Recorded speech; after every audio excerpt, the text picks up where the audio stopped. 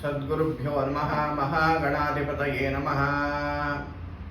ಪ್ರಾರ್ಥಯಾಮಿ ನಮಸ್ಕರೋಮಿ. ಓಂ ಲಕ್ಷ್ಮೀಂ ಕ್ಷೀರಸಮುದ್ರರಾಜತನಯಾಂ ಶ್ರೀರಂಗದಾಮೇಶ್ವರೀಂ ದಾಸೀಭೂತ ಸಮಸ್ತದೇವವನಿತಾಂ ಲೋಕೈಕದೀಪಾಂಗುರಾಂ ಶ್ರೀಮನ್ಮಂದಕಟಾಕ್ಷಲಬ್ಧವಿಭವದ್ಬ್ರಹ್ಮೇಂದ್ರಗಂಗಾಧರಾಂ ತ್ವಾಂ ತ್ರೈಲೋಕ್ಯಕುಟುಂಬಿನೀಂ ಸರಸಿಜಾಂ ವಂದೇ ಮುಕುಂದಪ್ರಿಯಾಂ. ಶ್ರೀ ಮಹಾಲಕ್ಷ್ಮೈ ನಮಃ. ನಮಸ್ಕಾರ. ನಾನು ನಿಮ್ಮ ಜ್ಯೋತಿರ್ವಾಸ್ತು ಖ್ಯಾತಿಯ ಮಣಿಕಂಠ ಭಟ್. ಈ ವಿಡಿಯೋ ಮುಖಾಂತರ ನಿಮಗೆ ಆಷಾಢ ಶುಕ್ರವಾರದ ವಿಶೇಷವಾದ ಲಕ್ಷ್ಮೀ ಪೂಜೆಯನ್ನು ನಿಮಗೆ ಪ್ರಸ್ತುತಪಡಿಸ್ತಾ ಇದ್ದೇವೆ. ಆಷಾಢ ಮಾಸ ಬಂದಿದ ತಕ್ಷಣ ಹಲವಾರು ಕಾರ್ಯಗಳು ನಿಷಿದ್ಧ. ವಿವಾಹ ಇರ್ಬೋದು, ಉಪನಯನ ಇರ್ಬೋದು, ನಾಮಕರಣ ಇರ್ಬೋದು ಇತ್ಯಾದಿ ಯಾವುದೇ ಶುಭ ಕಾರ್ಯಗಳನ್ನು ಮನೆಯಲ್ಲಿ ಮಾಡೋದಿಲ್ಲ. ಅದರಲ್ಲೂ ಹೊಸದಾಗಿ ಮದುವೆಯಾಗಿರುವಂಥ ಗಂಡ ಹೆಂಡತಿಯರು ಈ ಆಷಾಢ ಮಾಸದಲ್ಲಿ ಒಂದೇ ಮನೆಯಲ್ಲಿ, ಅತ್ತೆ ಸೊಸೆಯರು ಒಂದೇ ಮನೆಯಲ್ಲಿ ಇರೋದಿಲ್ಲ. ಆಷಾಢ ಮಾಸದಲ್ಲಿ ಗಂಡ ಹೆಂಡತಿಯರು ಸೇರಬಾರದು ಅಂತ ಕೆಲವೊಂದು ಸಂಪ್ರದಾಯಗಳಿವೆ. ಏನಕ್ಕೆ ಅಂದರೆ ಅದಕ್ಕೆ ವೈಜ್ಞಾನಿಕ ಕೆಲವೊಂದು ಹಿನ್ನೆಲೆ ಕೂಡ ಇದೆ. ಯಾಕಂದರೆ ಈಗ ಅವರು ಸಂತಾನೋತ್ಪತ್ತಿ ಅಂದರೆ ಗರ್ಭಕ್ಕೆ ಶುರುವಾದರೆ ಅವರು ಪುನಃ ಚೈತ್ರ ಮಾಸದಲ್ಲಿ ಮಗು ಹುಟ್ಟುತ್ತೆ. ಆಗ ತುಂಬ ಬೇಸಿಗೆ, ಆ ಬೇಸಿಗೆ ಕಾಲದಲ್ಲಿ ಪ್ರಥಮ ಸಂತಾನ ಏನಾದರೆ ಆ ತಾಯಿಗೆ ಅದನ್ನ ಮತ್ತೆ ಮಗುಗೆ ಸಹಿಸಲು ಕಷ್ಟ ಆಗ್ಬೋದು. ಆ ಉದ್ದೇಶಕ್ಕೋಸ್ಕರ ಹಿರಿಯರು ಈ ರೀತಿ ಸಂಪ್ರದಾಯನ ಮಾಡಿದ್ದಾರೆ. ಈ ಆಷಾಢ ಮಾಸದ ಮತ್ತೊಂದು ಪ್ರಾಮುಖ್ಯತೆ ಏನು ಅಂತ ಹೇಳಿದ್ರೆ, ಆಷಾಢ ಮಾಸ ಶುಕ್ಲ ಪಕ್ಷ ಪ್ರತಿಪತ್ತಿಂದ ನವಮಿ ತನಕ ಶಾಸ್ತ ಸಂಪ್ರದಾಯದವರು ಅಂದ್ರೆ ದೇವಿ ಆರಾಧಕರು ಈ ಗುಪ್ತ ನವರಾತ್ರಿಯನ್ನ ಆಚರಣೆ ಮಾಡ್ತಾರೆ. ಈ ಸಮಯದಲ್ಲಿ ದೇವಿ ಆದಷ್ಟು ಶೀಘ್ರವಾಗಿ ಒಲಿತಾಳೆ ಅನ್ನೋ ಪ್ರತೀತಿ. ಅದೇ ರೀತಿಯಾಗಿ ಈ ಗುಪ್ತ ನವರಾತ್ರಿ ಅಥವಾ ವಾರಾಹಿ ನವರಾತ್ರಿ ಬಗ್ಗೆ ಮತ್ತೊಂದು ವಿಡಿಯೋದಲ್ಲಿ ನಿಮಗೆ ಸಂಪೂರ್ಣ ಮಾಹಿತಿಯನ್ನು ನೀಡ್ತಾ ಇದ್ದೇನೆ. ಆ ವಿಡಿಯೋವನ್ನು ನೋಡಿ ಅದರ ಬಗ್ಗೆ ಸಂಪೂರ್ಣ ಮಾಹಿತಿಯನ್ನು ನೀವು ತಿಳ್ಕೋಬಹುದಾಗಿದೆ. ಈ ವಿಡಿಯೋ ಮುಖಾಂತರ ಪ್ರಮುಖವಾಗಿ ಮಹಾಲಕ್ಷ್ಮಿಯ ಆರಾಧನೆ ಆಷಾಢ ಮಾಸದಲ್ಲಿ, ವಿಶೇಷವಾಗಿ ಮಹಾಲಕ್ಷ್ಮಿಯ ಔಪಾಸನೆ ಈ ಆಷಾಢ ಶುಕ್ರವಾರದಂದು ನಮ್ಮ ದಕ್ಷಿಣ ಭಾರತದ ಪ್ರಾಂತ್ಯಗಳಲ್ಲಿ ಮಾಡುತ್ತಾರೆ. ಆಂಧ್ರ, ಕರ್ನಾಟಕ, ತಮಿಳುನಾಡು ಈ ದೇಶಗಳಲ್ಲಿ, ಈ ಪ್ರಾಂತ್ಯಗಳಲ್ಲಿ ಮಹಾಲಕ್ಷ್ಮಿಯ ಔಪಾಸನೆಯನ್ನು ವಿಶೇಷವಾಗಿ ಈ ಆಷಾಢ ಮಾಸದಲ್ಲಿ ಮಾಡುವಂಥ ಪ್ರತೀತಿ. ಈ ಆಷಾಢ ಮಾಸದಲ್ಲಿ ಮಹಾಲಕ್ಷ್ಮಿಯ ಪೂಜೆಯನ್ನು ಮಾಡಿದ್ದೇ ಆದರೆ ಮಹಾಲಕ್ಷ್ಮಿಯ ಸಂಪೂರ್ಣ ಅನುಗ್ರಹಕ್ಕೆ ನೀವೆಲ್ಲ ಪಾತ್ರರಾಗಿ ಅವಳ ಕೃಪೆಯಿಂದ ನಿಮ್ಮ ಮನೆಯಲ್ಲಿ ಧನ ಕನಕಾದಿ ಸಕಲ ಅಷ್ಟೈಶ್ವರ್ಯವೂ ಪ್ರಾಪ್ತಿಯಾಗುತ್ತೆ. ಮತ್ತೆ ಯಾವುದೇ ಹಣಕಾಸಿನ ಅಭಾವ ಅನ್ನೋದೇ ಇರೋದಿಲ್ಲ. ನಿಮಗೆ ಯಾರಾದರೂ ಹಣಕಾಸು ಕೊಡೋರಿದ್ರು ವಿಶೇಷವಾಗಿ ಸಂಕಲ್ಪ ಮಾಡ್ಕೊಂಡು ಪ್ರಾರ್ಥನೆ ಮಾಡಿದ್ದೇ ಆದರೆ ಅಂಥವರಿಂದ ನಿಮಗೆ ಹಣಕಾಸು ಪುನಃ ಲಭಿಸುತ್ತೆ. ಹೆಣ್ಣು ಮಕ್ಕಳಿಗೆ ವಿಶೇಷವಾಗಿ ಯಾಜೀವ ದೀರ್ಘ ಸೌಮಂಗಲ್ಯಕ್ಕೋಸ್ಕರ ಈ ಲಕ್ಷ್ಮೀ ಪೂಜೆಯನ್ನ ಮಾಡ್ತಾರೆ. ಮತ್ತೆ ಯಾವುದೇ ಒಂದು ಮನೆಯಲ್ಲಿ ಎಷ್ಟೇ ದುಡ್ಡು ಬಂದರೂ ಮನೆಯಲ್ಲಿ ದುಡ್ಡು ನಿಲ್ತಾ ಇಲ್ಲ, ನಾನಾ ವಿಧ ಸಮಸ್ಯೆಗಳಿಗೆ ಒಳಗಾಗ್ತಾ ಇದ್ದೀರಾ. ನೀವು 1 ಲಕ್ಷ ರೂಪಾಯಿ ತಂದಿಟ್ರು ಬೆಳಗ್ಗೆ ಅಷ್ಟೊತ್ತಿಗೆ ಅದರ ಏನೇ ಒಂದು ಖರ್ಚುಗಳು ಬಂದು ಆ ದುಡ್ಡು ಸಂಪೂರ್ಣವಾಗಿ ಹೋಗುವಂಥದ್ದು ಮನೆಯಿಂದ. ಈ ರೀತಿ ಯಾವುದೇ ಸಮಸ್ಯೆಗಳಾಗ್ತಾ ಇದ್ರೆ ಈ ಲಕ್ಷ್ಮಿಯ ಆರಾಧನೆಯಿಂದ, ಈ ಲಕ್ಷ್ಮಿಯ ಪೂಜೆಯಿಂದ ಸಂಪೂರ್ಣವಾಗಿ ನಿಮ್ಮ ಮನೆಯಲ್ಲಿ ಸ್ಥಿರವಾಗಿ ಮಹಾಲಕ್ಷ್ಮಿ ನೆಲೆಸಿರ್ತಾಳೆ. ಆದ್ದರಿಂದ ಈ ಆಷಾಢ ಮಾಸದ 4 ಅಥವಾ 5 ಶುಕ್ರವಾರಗಳು ಬರುತ್ತೆ. ಈ ಪ್ರಸ್ತುತ ವರ್ಷದಲ್ಲಿ 4 ಶುಕ್ರವಾರಗಳು ಬಂದಿದೆ. ಈ ಆಷಾಢ ಮಾಸದ ಶುಕ್ರವಾರದಂದು ನೀವು ಏನು ಮಾಡಬೇಕು ಅಂದ್ರೆ, ಬೆಳಗ್ಗೆ ಬ್ರಾಹ್ಮಿ ಮುಹೂರ್ತಕ್ಕೆ ಎದ್ದು ಮನೆಯನ್ನೆಲ್ಲ ಶುಚಿಗೊಳಿಸಿ, ಮನೆಯಲ್ಲಿ ಯಾವುದೇ ಹಿಂದಿನ ದಿನದ ಅನ್ನ ಇರ್ಬೋದು ಅಥವಾ ಪದಾರ್ಥಗಳು ಮನೇಲಿ ಇಟ್ಕೊಬಾರ್ದು.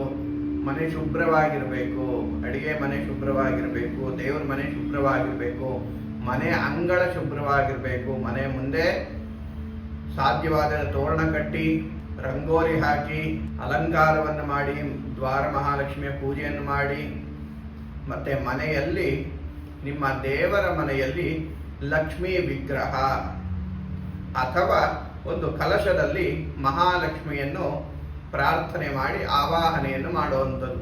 ವರಾಂಕುಶೋಪಾಶಮಭೀತಿ ಮುದ್ರಾಂ ಕರೈರ್ವಹಂತೀಂ ಕಮಲಾಸನಸ್ತಾಂ ಬಾಲಾರ್ಕಕೋಟಿ ಪ್ರತಿಭಾಂ ತ್ರಿನೇತ್ರಾಂ ಭಜೇಹಮಾದ್ಯಾಂ ಜಗದೀಶ್ವರೀಂ ತಾಂ ಅಂತ ಆ ಮಹಾಲಕ್ಷ್ಮಿಯನ್ನ ಮನಸ್ಸಿನಲ್ಲಿ ಧ್ಯಾನ ಮಾಡುವಂಥದ್ದು.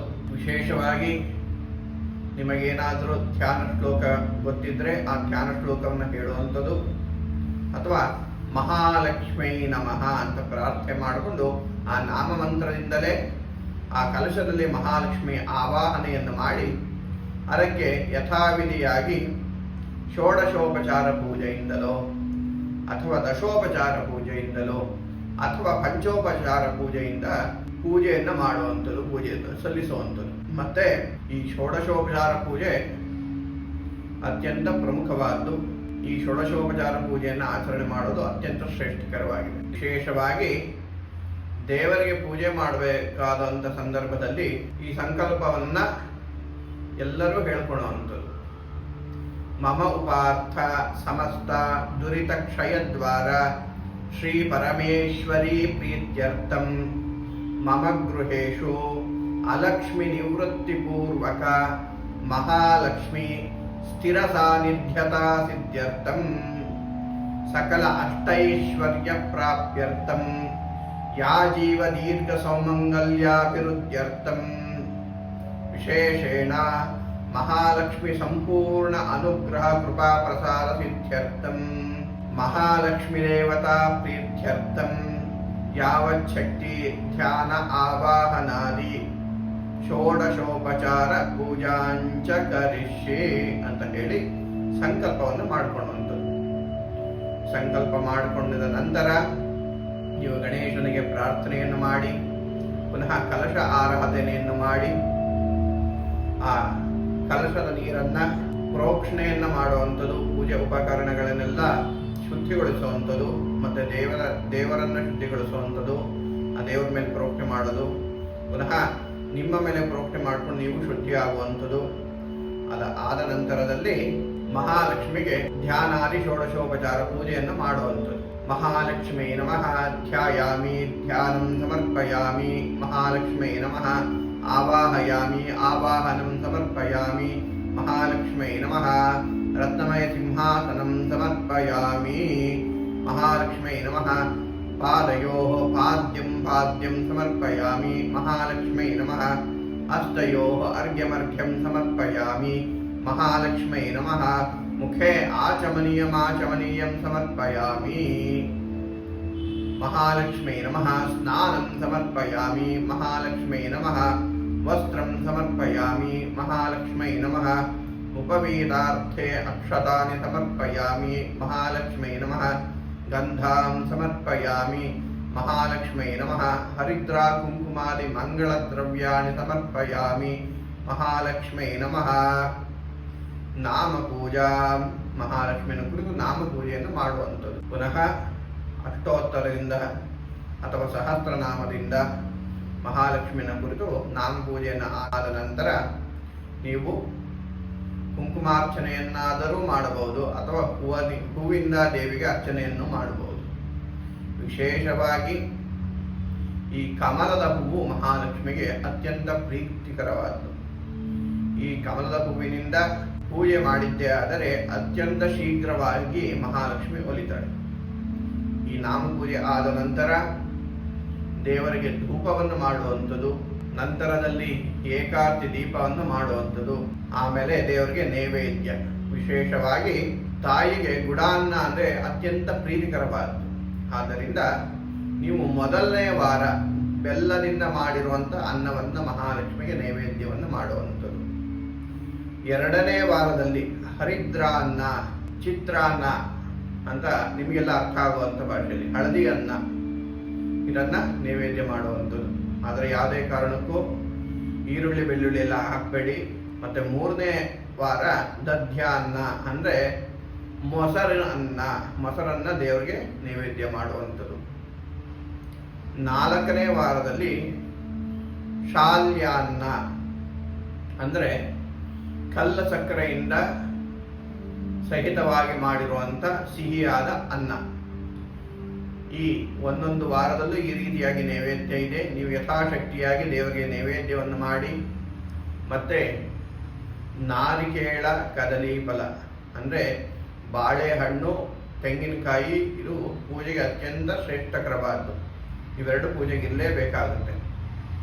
ನಿಮ್ಮ ಅನುಕೂಲಕ್ಕೆ ತಕ್ಕಂತೆ ಕೋಸಂಬರಿ, ಪಾನಕ ಇತ್ಯಾದಿಗಳನ್ನು ಕೂಡ ನೀವು ದೇವರಿಗೆ, ಅಮ್ಮನವರಿಗೆ ನೈವೇದ್ಯವನ್ನು ಮಾಡಬಹುದು.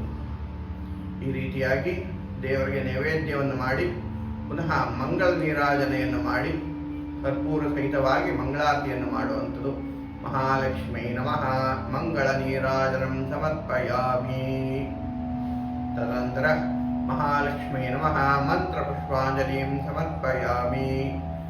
ಮಹಾಲಕ್ಷ್ಮೀ ನಮಃ ಪ್ರದಕ್ಷಿಣ ನಮಸ್ಕಾರಾನ್ ಸಮರ್ಪಯಾಮಿ. ದೇವರಿಗೆ ನಿಂತ ಜಾಗದಲ್ಲೇ 3 ಪ್ರದಕ್ಷಿಣೆಯನ್ನು ಹಾಕಿ ಶಾಸ್ತ್ರ ದೇವಿಗೆ ನಮಸ್ಕಾರವನ್ನು ಮಾಡುವಂಥದ್ದು. ಆಮೇಲೆ ಪ್ರಸನ್ನಾರ್ಘ್ಯ ಮಹಾಲಕ್ಷ್ಮೀ ನಮಃ ಪ್ರಸನ್ನಾರ್ಘ್ಯಂ ಸಮರ್ಪಯಾಮಿ. ದೇವರಿಗೆ ಪ್ರಸನ್ನಾರ್ಘ್ಯವನ್ನು ನೀಡುವಂಥದ್ದು. ಪುನಃ ಪ್ರಾರ್ಥನೆಯನ್ನು ಮಾಡಿಕೊಳ್ಳುವಂಥದ್ದು. ವಿಶೇಷವಾಗಿ ನಿಮ್ಮ ಮನಸ್ಸಿನಲ್ಲಿ ಏನೇನು ಕೋರಿಕೆ ಇದೆಯೋ ಅವನ್ನೆಲ್ಲ ಮನಸ್ಸಿನಲ್ಲಿ ಪ್ರಾರ್ಥನೆಯನ್ನು ಮಾಡುವಂಥದ್ದು. ನಮಗೆ ಯಾವುದೇ ರೀತಿ ಆಪತ್ತು ಬರದೇ ಇರಲಿ, ಧನಕನಕಾರಿ ಸಕಲ ಅಷ್ಟೈಶ್ವರ್ಯವೂ ನಮಗೆ ಪ್ರಾಪ್ತ ಆಗಲಿ, ನಮ್ಮ ಮನೆಯಲ್ಲಿ ಅಲಕ್ಷ್ಮಿ ನಿವೃತ್ತಿಯಾಗಿ ಮಹಾಲಕ್ಷ್ಮಿ ಸದಾಕಾಲ ಸ್ಥಿರವಾಗಿ ನೆಲೆಸಿರಲಿ, ಮತ್ತೆ ನಮಗೆ ಯಾಜೀವ ದೀರ್ಘ ಸೌಮಂಗಲ್ಯವನ್ನು ಕೊಟ್ಟು ಕಾಪಾಡುವಂಥ ವಿಶೇಷವಾಗಿ ಮಹಾಲಕ್ಷ್ಮಿಯನ್ನ ಪ್ರಾರ್ಥನೆಯನ್ನು ಮಾಡುವಂಥದ್ದು. ಈ ಪ್ರಾರ್ಥನಾ ಸಮಯದಲ್ಲಿ ದೇವಿ ಅಪರಾಧ ಕ್ಷಮಾಪಣ ಸ್ತೋತ್ರ ಅಥವಾ ಮಹಾಲಕ್ಷ್ಮಿ ಅಷ್ಟಕ ಇತ್ಯಾದಿ ಯಾವುದೇ ಸ್ತೋತ್ರವನ್ನು ಕೂಡ ಸಹಿತ ಪಾರಾಯಣ ಮಾಡಬಹುದು. ಇದಾದ ನಂತರದಲ್ಲಿ ಮಹಾಲಕ್ಷ್ಮೀ ನಮಃ ಪುನಃ ಪೂಜಾಂ ಸಮರ್ಪಯಾಮಿ ಅಂತ ಹೇಳಿ 2 ಅಕ್ಷತೆಗಳನ್ನು ಹಾಕಿ ಪುನಃ ಪೂಜೆಯನ್ನು ಮುಗಿಸಿ ಪುನಃ ದೇವರಿಗೆ ಬ್ರಹ್ಮಾರ್ಪಣವನ್ನು ನೀಡುವಂಥದ್ದು. ಈ ರೀತಿಯಾಗಿ ಷೋಡಶೋಪಚಾರ ಪೂಜೆಯನ್ನು ಮಾಡಿದ್ದೇ ಆದರೆ ಮಹಾಲಕ್ಷ್ಮಿ ಸಂಪೂರ್ಣವಾಗಿ ನಿಮಗೆ ಒಲಿದು ನಿಮ್ಮಲ್ಲಿರುವಂಥ, ನಿಮ್ಮ ಮನೆಯಲ್ಲಿ ಇರುವಂಥ ಯಾವುದೇ ದಾರಿದ್ರ್ಯ ಸಂಪೂರ್ಣವಾಗಿ ನಿವಾರಣೆ ಆಗುತ್ತೆ. ಮಹಾಲಕ್ಷ್ಮಿಯ ಅನುಗ್ರಹಕ್ಕೆ ನೀವು ಪಾತ್ರರಾಗ್ತೀರಾ. ಲಕ್ಷ್ಮಿ ಅಂದರೆ ಕೇವಲ ದುಡ್ಡು ಒಂದೇ ಅಂತ ಅಲ್ಲ, ಧೈರ್ಯನೂ ಕೂಡ ಲಕ್ಷ್ಮಿನೇ. ನಮಗೆ ವಿಜಯನ್ನು ತಂದುಕೊಡೋದು ಕೂಡ ಮಹಾಲಕ್ಷ್ಮಿನೇ ಆಗಿರ್ತಾಳೆ. ಸಂತಾನವನ್ನು ಕರುಣಿಸೋದು ಕೂಡ ಮಹಾಲಕ್ಷ್ಮಿನೇ ಆಗಿರ್ತಾಳೆ. ಈ ರೀತಿಯಾಗಿ ಅಷ್ಟಲಕ್ಷ್ಮಿಯರು ಇದ್ದಾರೆ. ಈ ರೀತಿಯಾಗಿ ಮಹಾಲಕ್ಷ್ಮಿಯನ್ನ ಈ ರೀತಿಯಾಗಿ ಷೋಡಶೋಪಚಾರದ ಪೂಜೆಯನ್ನು ಮಾಡಿದ್ದೇ ಆದರೆ ಈ ಆಷಾಢ ಮಾಸದಲ್ಲಿ ಆ ದೇವಿಯ ಸಂಪೂರ್ಣ ಅನುಗ್ರಹಕ್ಕೆ ನೀವೆಲ್ಲ ಪಾತ್ರರಾಗ್ತೀರಿ. ಇನ್ನಷ್ಟು ಪೂಜೆಗೆ ಸಂಬಂಧಪಟ್ಟಿದ್ದ ಅಥವಾ ಜ್ಯೋತಿಷ್ಯ ಅಥವಾ ವಾಸ್ತುಶಾಸ್ತ್ರಕ್ಕೆ ಸಂಬಂಧಪಟ್ಟಿದ್ದ ಯಾವುದೇ ವಿಚಾರಗಳು ಇದ್ದರೂ ಕೂಡ ಅದನ್ನ ಕಮೆಂಟ್ ಮುಖಾಂತರ ತಿಳಿಸಿದ್ರೆ ಅದಕ್ಕೆ ಸಂಬಂಧಿಸಿದ ವಿಡಿಯೋವನ್ನು ಮಾಡಿ ನಿಮಗೆ ಪ್ರಸ್ತುತಪಡಿಸ್ತೇನೆ. ಅದೇ ರೀತಿಯಾಗಿ ಈ ವಿಡಿಯೋ ಇಷ್ಟ ಆಗಿದ್ದರೆ ಲೈಕ್ ಮಾಡಿ ಮತ್ತು ಶೇರ್ ಮಾಡಿ. ಧನ್ಯವಾದಗಳು. ನಿಮಗೆಲ್ಲ ಮಹಾಲಕ್ಷ್ಮಿ ಸಂಪೂರ್ಣ ಅನುಗ್ರಹ ಪಾತ್ರರಾಗಲಿ. ಲೋಕ ಸಮಸ್ತ ಸುಖಿನೋ ಭವಂತು.